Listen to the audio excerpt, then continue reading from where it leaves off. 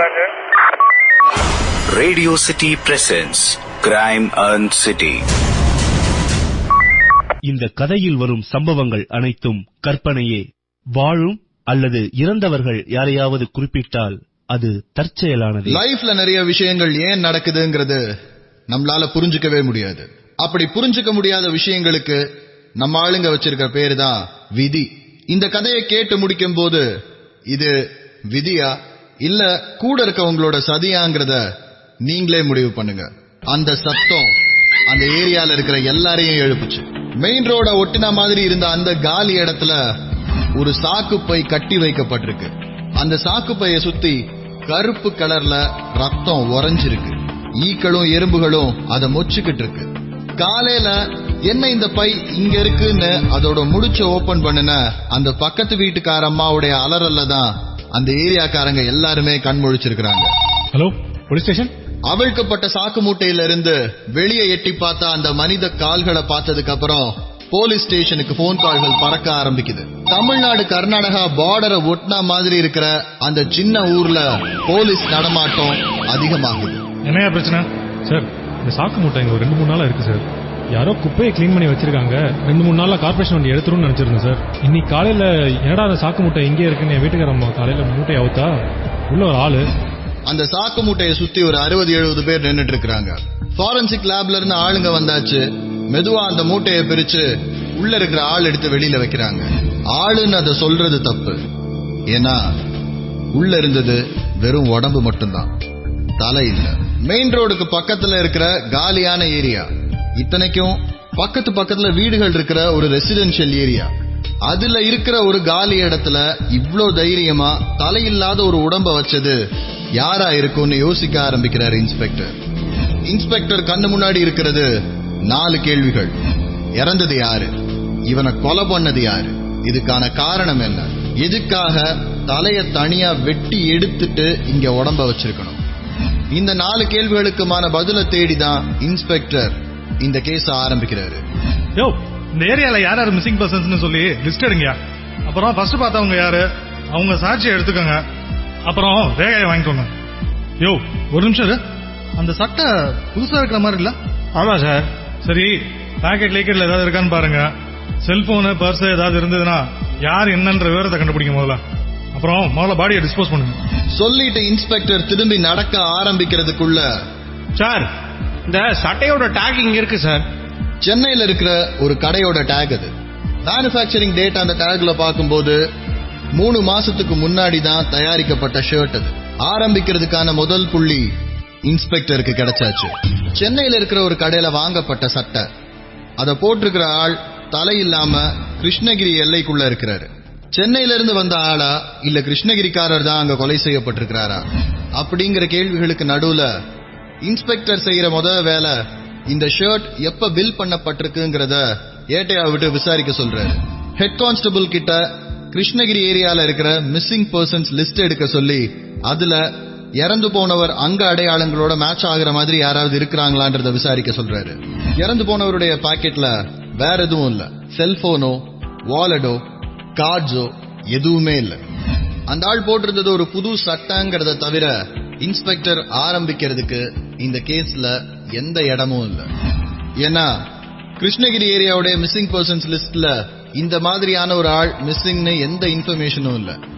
இப்போ இன்ஸ்பெக்டர் கையில இருக்கிற ஒரே ஒரு ஹோப், அந்த துணிக்கடையில இந்த டேக வச்சு இந்த சட்டை எப்ப வாங்கப்பட்டது, யாரு வாங்கியிருக்கா, என்னங்கிற விவரங்களை கண்டுபிடிக்க முடியுங்கிறது மட்டும்தான்.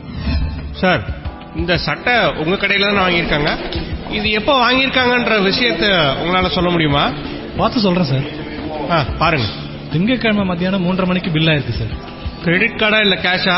எப்படி பே பண்ணிருக்காங்க? Cash payment sir. கடையில சிசிடிவி ஒர்க் ஆகுதா? ஏன் சார்? இதை யார் வாங்கினான்ற டீடைல்ஸ் எனக்கு வேணும். திங்கட்கிழமை சாயங்காலம் 3:30 22 செகண்ட்ல பில் பண்ணப்பட்டிருக்க அந்த சட்டை 2199 ரூபாய். பில் பண்ண நேரத்துல கவுண்டர்ல இருந்தது யாருங்கிற சிசிடிவி ஃபுட்டேஜ பாக்குறாரு ஏட்டையா.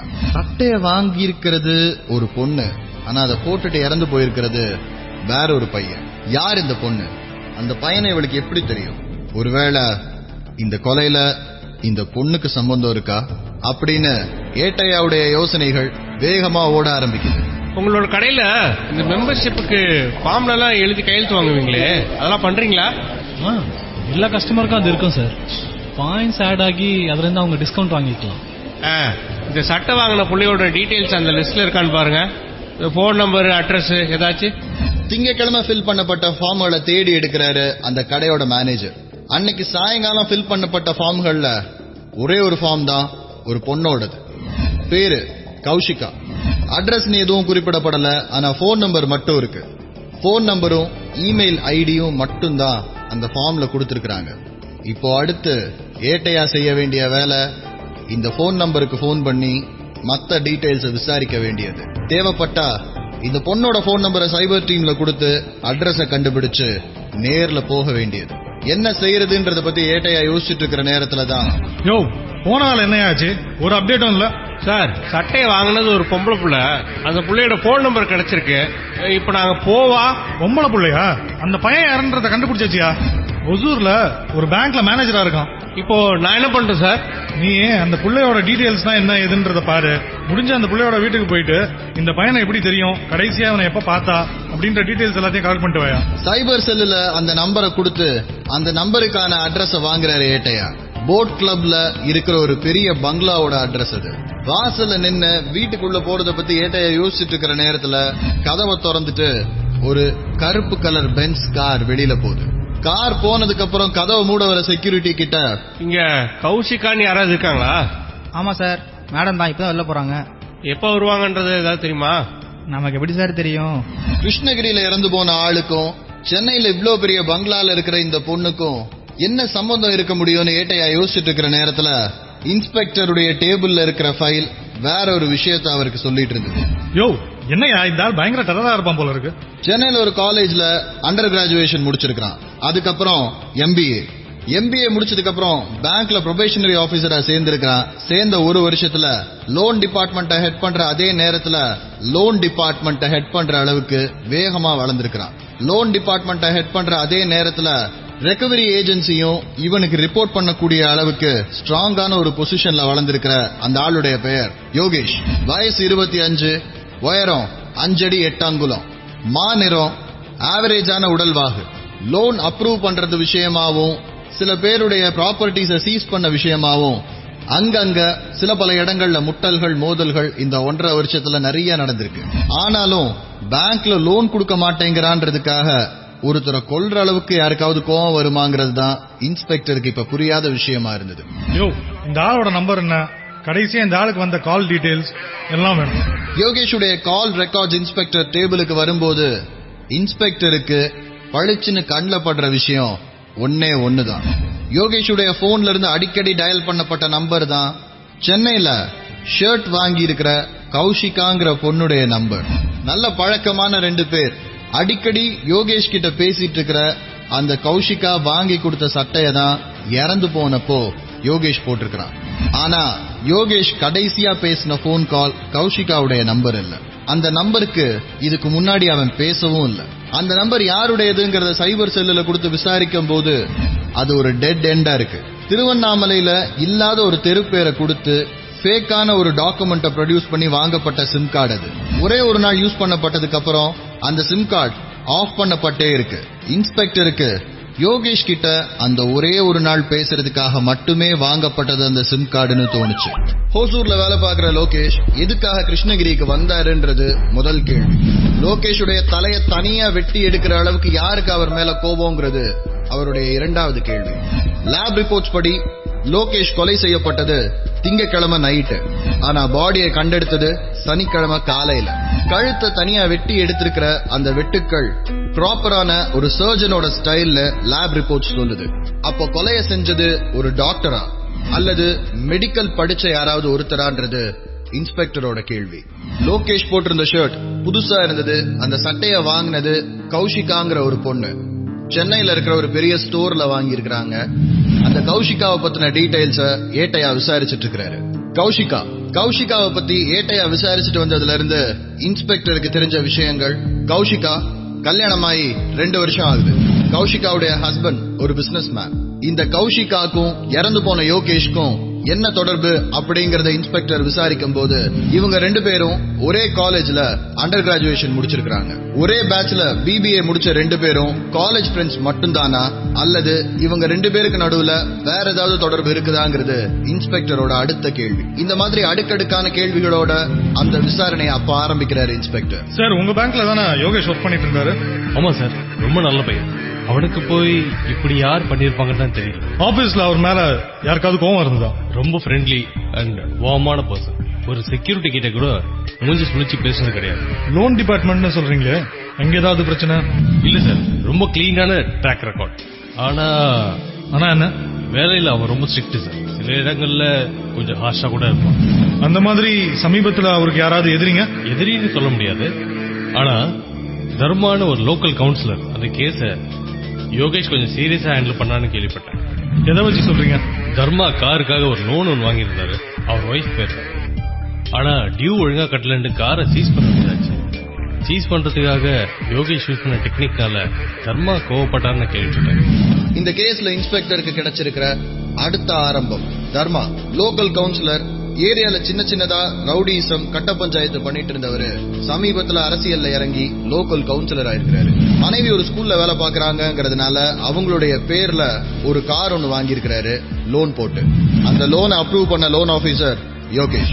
ஆனா டியூ ஒழுங்கா கட்டலங்கிறதுனால ரெக்கவரி ஏஜென்ட்ட வச்சு அந்த காரை சீஸ் பண்ண விதத்துல தர்மா அவர் மேல பயங்கர கோவமா இருந்தாருனோ 2-3 தடவை யோகேஷ் வீட்டுக்கு நேர்ல போய் தர்மாவே மிரட்டினாருன்னு பேங்க்ல எல்லாருமே சொல்றாங்க. தர்மாவுடைய ரைட் ஹேண்ட்னு சொல்லப்படுற மோகன் 2 தடவை பேங்க் வாசல்ல வச்சும் யோகேஷ மிரட்டி இருக்கிறாரு. ஆனா அதுக்காக கொலை பண்ற அளவுக்கு போவாங்கன்னு எனக்கு தெரியல சார். இதை விட சின்ன சின்ன விஷயங்களுக்காக நடந்த கொலையை கூட நாங்க பாத்திருக்கோம். அந்த தர்மாவோட டீடைல்ஸ் கிடைக்குமா? தர்மாவுடைய டீடைல்ஸ் வாங்கிட்டு தர்மாவை பாக்குறதுக்காக போறாரு இன்ஸ்பெக்டர். போன இடத்துல இன்ஸ்பெக்டருக்கு இன்னொரு ஆச்சரியம் காத்திருந்தது. தர்மா திங்கக்கிழமை சாயங்காலத்துல இருந்து ஊர்ல இல்லன்னு அவருடைய ஆட்கள் சொல்றாங்க. வீடு பூட்டப்பட்டிருக்கு. அவரும் அவர் மனைவியும் எங்க போயிருக்காங்கன்னு யாருக்குமே தெரியல. எப்ப கிளம்புனாங்கன்னு இன்ஸ்பெக்டர் கேட்டபோது அவர் ஆட்கள் சொன்ன பதில் திங்கக்கிழமை சாயங்காலம். ஹொசூர்ல இருக்கிற தர்மா கிருஷ்ணகிரியில வச்சு யோகேஷ கொலை செஞ்சிருக்க முடியுமாங்கிறது இன்ஸ்பெக்டரோட கேள்வி. ஆனா இன்ஸ்பெக்டர் மனசுல இருக்கிற இன்னொரு விஷயம், எல்லா ரவுடிகளுக்கும் பிரதானமான விஷயம் மத்தவங்க அவங்கள பார்த்து பயப்படணுங்கிறது. தன்னுடைய காரை ஒருத்தர் சீஸ் பண்ணா மக்களுக்கு தான் மேல இருக்கிற பயம் போயிரும்னு தர்மா யோசிச்சிருக்கலாங்கிறது தான் இன்ஸ்பெக்டரோட ஆங்கிளிங்க. அத உண்மைன்னு சொல்ற மாதிரியே தர்மா எங்க இருக்கிறாருங்கிற தகவல் கூட 6 நாளா அவர் ஆட்களுக்கு கூட தெரியல. தர்மாவுடைய ரைட் ஹேண்டான மோகனை தேடி பிடிக்கிறாரு இன்ஸ்பெக்டர். ஹொசூர்ல இருக்கிற ஒரு கவுன்சிலரோட ரைட் ஹேண்டான மோகன் இப்ப இருக்கிற இடம் கிருஷ்ணகிரி. 25 வயசான யோகேஷுடைய கொலையை பத்தி விசாரிச்சுட்டு இருக்கிறாரு இன்ஸ்பெக்டர். சமீப காலத்துல யோகேஷ் மேல ரொம்ப கோவமா இருந்தது தர்மான்னு ஒரு கவுன்சிலர்னு பேங்க்ல வேலை பாக்குறவங்க சொல்றாங்க. தர்மாவை தேடி இன்ஸ்பெக்டர் அவர் வீட்டுக்கு போகும்போது தர்மா அங்க இல்ல. யோகேஷ் கொலை செய்யப்பட்டதா சொல்ற திங்கட்கிழமை சாயங்காலத்துல இருந்து தர்மா எங்க போனாருங்கிறதே யாருக்கும் தெரியல. தர்மாவுடைய போன் ஸ்விட்ச் ஆஃப் செய்யப்பட்டிருக்கு. அவருடைய கார் அவர் வீட்டுல இல்ல. அவருடைய ரைட் ஹேண்டான மோகனும் ஹொசூர்ல இல்ல. மோகனுடைய மொபைல் போனை வச்சு அவரை ட்ராக் பண்ணி கண்டுபிடிச்ச போது மோகன் இருந்த இடம் யோகேஷ் கொலை செய்யப்பட்ட கிருஷ்ணகிரியில.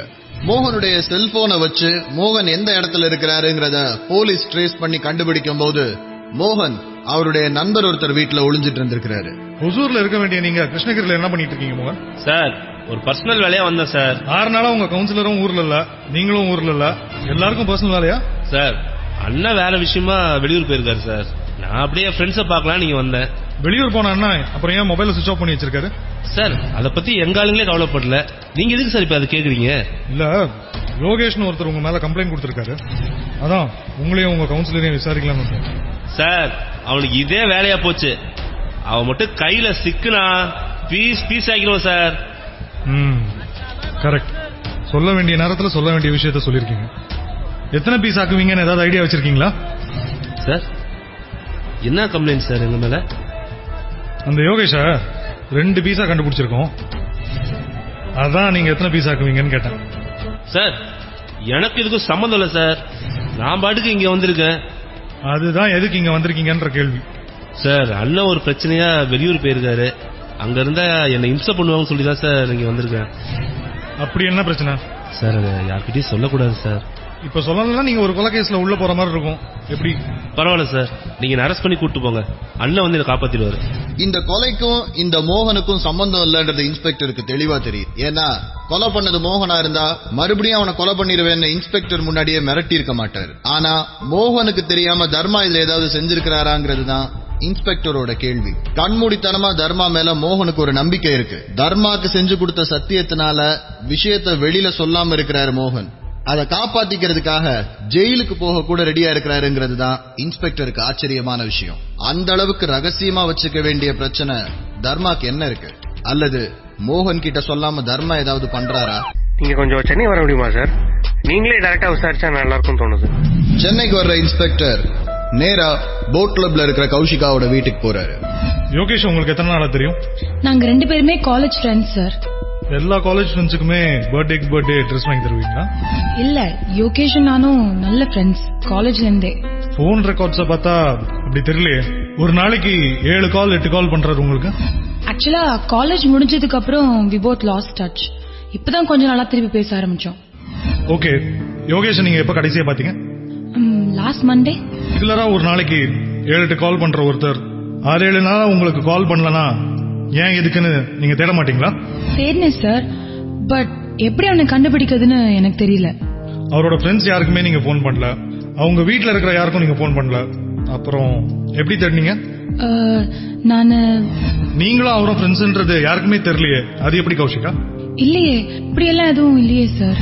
கொஞ்ச நேரம் மறுப்புகளுக்கு பிறகு கொஞ்சம் கொஞ்சமா கௌஷிகா பேச ஆரம்பிச்சாங்க. ஏட்டையா விசாரிச்சு வச்சிருந்த தகவல் படி யோகேஷ் எல்லா வீக்கெண்டுமே சென்னையில தான் இருந்திருக்கிறாரு. அதுவும் கௌஷிகாவுடைய ஹஸ்பண்ட் ஊர்ல இல்லைன்னா பல வீக் டேஸ்ல யோகேஷ் சென்னைக்கு வந்திருக்கிறாரு. அந்த ஏரியால அடிக்கடி யோகேஷ பார்த்தத அந்த ஏரியால இருக்கிற டீ கடைக்காரங்க எல்லாருமே ஞாபகம் வச்சிருக்காங்க. சில நேரங்கள்ல ஆட்டோல இருந்து அவர் இறங்குறத அந்த ஏரியா ஆட்டோ ஸ்டாண்ட் காரங்களும் பார்த்திருக்காங்க. எல்லா விஷயத்தையும் இன்ஸ்பெக்டர் கௌஷிகா கிட்ட சொல்லி மறுபடியும் அழுத்தமா விசாரிக்க ஆரம்பிக்கும் போது கொஞ்சம் கொஞ்சமா கௌஷிகா சொன்ன விஷயங்கள். காலேஜ் டேஸ்ல யோகேஷும் கௌஷிகாவும் நல்ல ஃப்ரெண்ட்ஸா இருந்திருக்காங்க. யோகேஷ்க்கு கௌஷிகா மேல ஒன் சைடா ஒரு காதல் இருந்திருக்கு. ஆனா கௌஷிகாக்கு இத பத்தி எந்த ஐடியாவும் கிடையாது. யூஜியை முடிக்கும் போது கடைசி 6 மாசத்துல கௌஷிகாக்கு அவங்க வீட்டுல மாப்பிள்ள பார்க்க ஆரம்பிக்கும் போது கூட யோகேஷ் இத பத்தி கௌஷிகாட்ட எதுவுமே பேசல. என்கேஜ்மெண்ட் பிக்ஸ் ஆயிருச்சுன்னு கௌஷிகா யோகேஷ் கிட்ட போய் சொல்லும் போதுதான் தன்னுடைய காதல முதல் தடவையா கௌஷிகா கிட்ட சொல்லியிருக்கிறாரு யோகேஷ். ஆனா விஷயத்த அவர் சொல்றதுக்குள்ள வீட்டுல நடக்க வேண்டிய விஷயங்கள் கைய மீறி போயிருச்சு.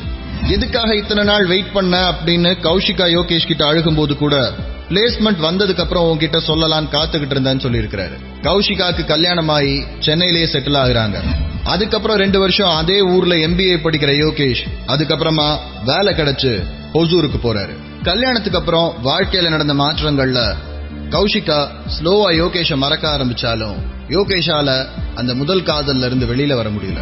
வேலைக்கு சேர்ந்ததுக்கு அப்புறம் கொஞ்சம் கொஞ்சமா தைரியத்தை வரவழைச்சிட்டு மறுபடியும் கௌஷிகாவுடைய தொடர்புல வர ஆரம்பிக்கிறாரு.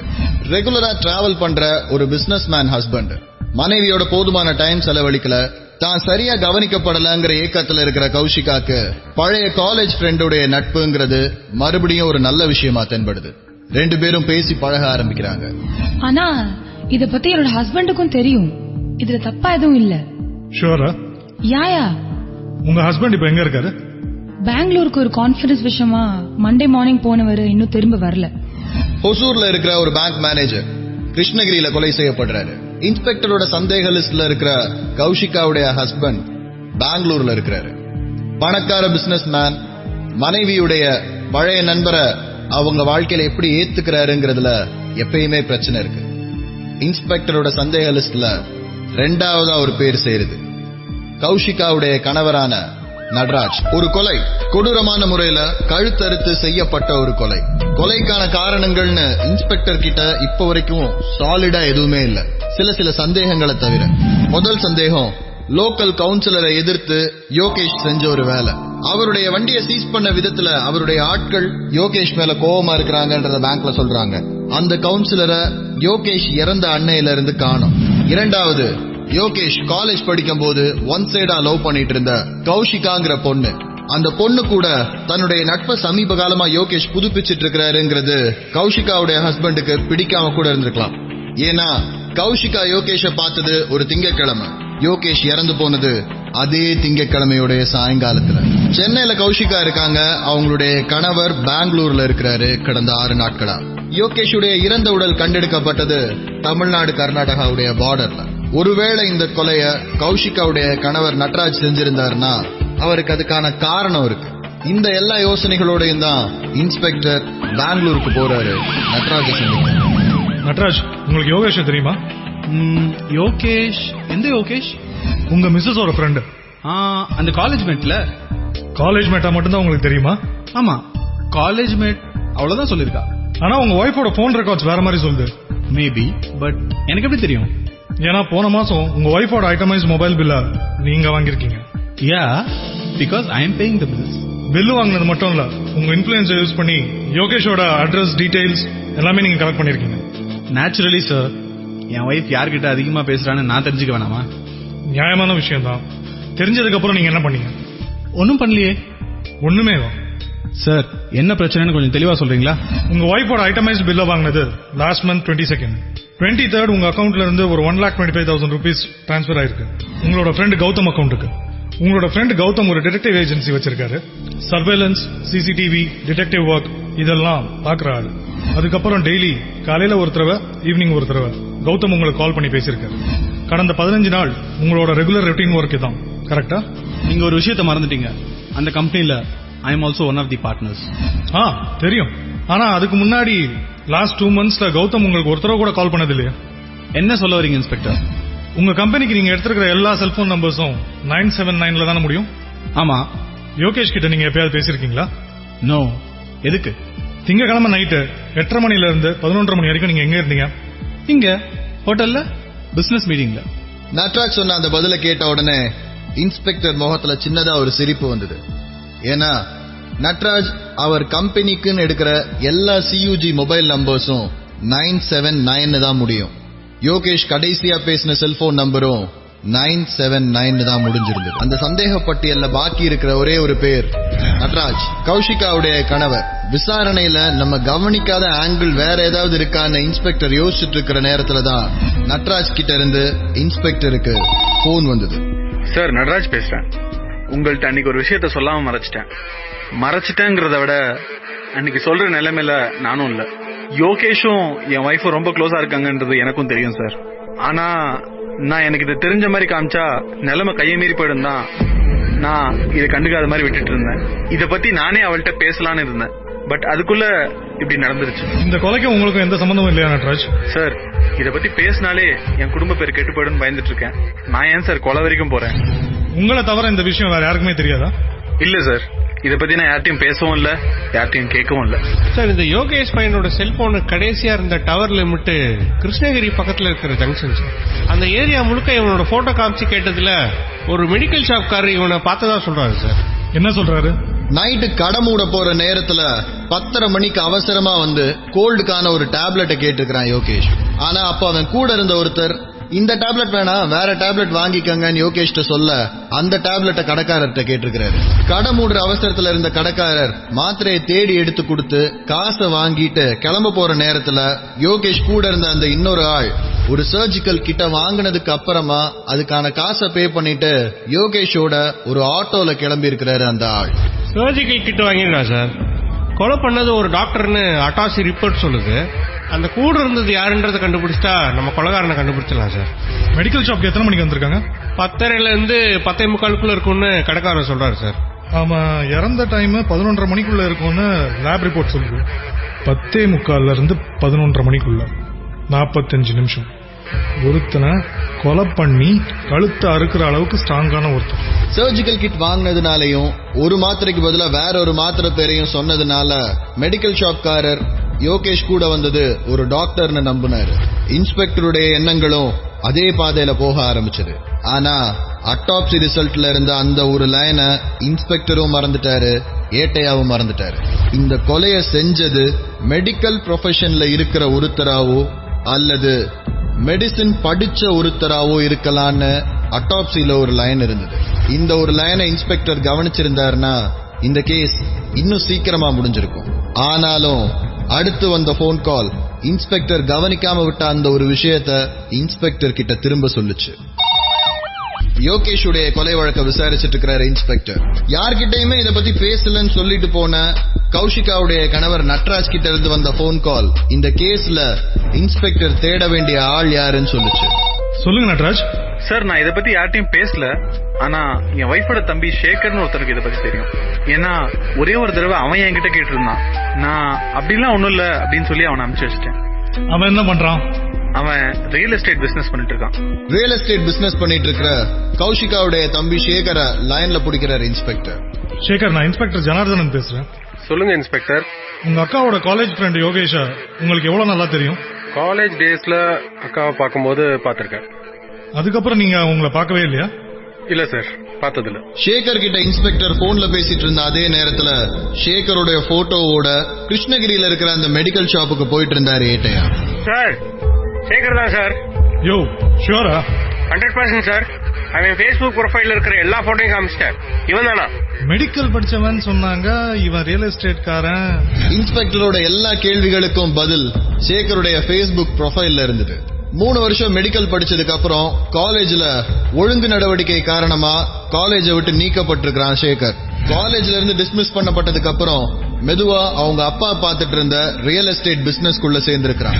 ரியல் எஸ்டேட் பிசினஸ்ல இப்ப கொஞ்சம் கொஞ்சமா வளர்ந்து ஒரு நல்ல இடத்துக்கு வந்திருக்கிற சேகரால தன்னுடைய மாமாவை அக்கா ஹர்ட் பண்றத பொறுத்துக்க முடியல. இந்த மாதிரி ஒரு பிரச்சனை வெளியில வந்ததுன்னா மாமாவுடைய குடும்ப பேர் மட்டும் இல்ல, தன்னுடைய அக்காவோட பேரும் தன்னுடைய குடும்ப பேரும் இதுல பாதிக்கப்படும்ன்றதுனால கோவத்துல எடுத்த அந்த முடிவு தான் சேகர் எடுத்த யோகேஷ காலி பண்றதுக்கான முடிவு. காதலிக்க ஆரம்பிச்ச நாட்கள்லயே தன்னுடைய காதல கௌஷிகா கிட்ட யோகேஷ் சொல்லியிருந்தா அவன் வாழ்க்கை இந்த மாதிரி முடிஞ்சிருக்காது. அல்லது கொஞ்சம் பொறுமையா சேகர் இந்த விஷயத்தை அணுகி இருந்தா ஒரு கொலையும் அவன் மேல விழுந்த கொலைப்பழியும் தடுக்கப்பட்டிருக்குமா? அல்லது தன்னுடைய மனைவிக்கு பழைய நட்பு திரும்ப கிடைச்சது தெரிஞ்சதுக்கு அப்புறமும் அமைதியாவே இருந்த கௌஷிகாவுடைய கணவர் இதுக்கு ஒரு காரணமா? இந்த மாதிரி புரிஞ்சுக்க முடியாத விஷயங்கள் வாழ்க்கையில நிறைய இருக்கு. நம்மளால புரிஞ்சுக்க முடியாத விஷயங்களுக்கு தான் நம்ம விதின்னு இன்னொரு பேரை வச்சிருக்கிறோம். இதே மாதிரி இன்னொரு கதையோட உங்களை அடுத்த வாரம் சந்திக்கிறேன். Radio City presents Crime Earned City.